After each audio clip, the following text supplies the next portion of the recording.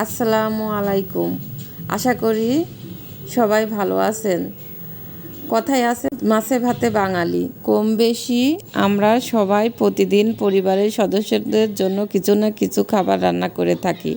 আজকেও আমি আপনাদের সাথে সেটাই শেয়ার করব। আজকে আমি প্রথমে ডাউল রান্না করব, তাই এখানে পরিমাণ মতো ডাউল নিয়ে ভালো করে ধুয়ে নিব। এর মধ্যে পেঁয়াজ, মরিচ, লবণ, হলুদ সব পরিমাণ মতো দিয়ে ডাউলটাকে সিদ্ধ করতে দিব।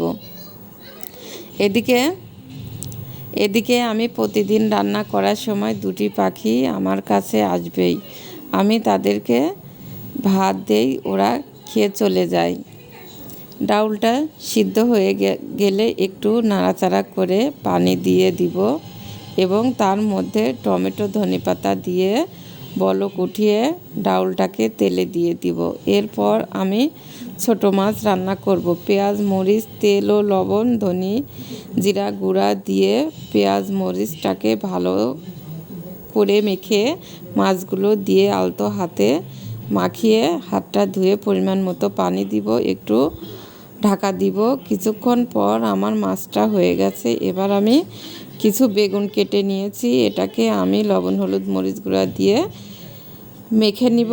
এরপর কড়াইতে তেল দিয়ে এটাকে ভেজে নিব।